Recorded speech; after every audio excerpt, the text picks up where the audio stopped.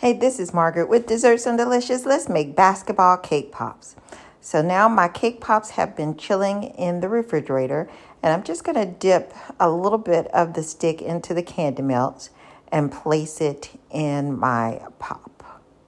And I'm going to continue to do this. I'm only needing a dozen cake pops. There are 14 here, so I have extras in case anything breaks. But again, you're just going to take a little bit of the candy melt. I'm showing you one more time. And dip it into the cake pop. Okay, and here they are already completed. And now I'm going to dip the entire pop into the candy melts. And it's pretty smooth.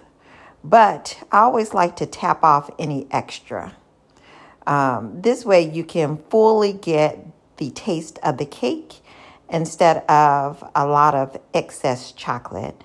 And I'm coming in with my little toothpick here to knock off the excess. Okay, and it looks great. I would also, well, let me continue to tap again. I think it's a little bit more that needs to come off. But I'll also be using the toothpick as I'm tapping and twirling. If I see any bubbles, then I can go ahead and pop them. Okay. And we're going to tap one more time. And there we go. Beautiful. Now here are all of my cake pops that are covered. And I transferred, next up I transferred some black candy melt to a piping bag. Put a little too much candy melt in this piping bag, but we're going to make it do what it do. So now when it comes to these cake pops, I like to start from the bottom and go up and rotate my hand upward and stopping at certain points because I'm doing my very best to make sure that the lines are consistent. And it's easier for me to start from the bottom of the pop and work upward. I feel like I have more control. So with the cake pop, I'm going to start off by making 2 lines. And I'm just kind of smoothing out any excess chocolate there to form like a T shape. Because this is what I've seen on most basketballs.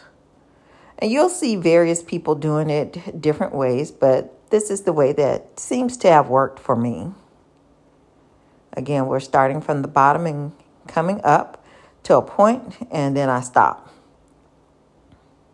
Okay, so now I'm going to, again, just try and smooth it out. Okay, and see there we have it, the X shape.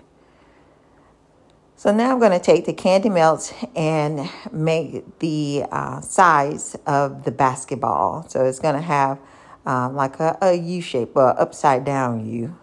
So we're going to start at one end. And again, just kind of moving my left hand around to where I want it to stop. Okay. And again, it just helps it to look a little smoother. And starting from that vantage point on the other side, we're going to do the same thing. Make it like an upside down U. And stop. Okay? And there we have it. There's our basketball. If you'd like to see more of this content, definitely come check me out. So here's the finished product of a dozen of my basketball-themed cake pops. Thank you for watching and click to subscribe.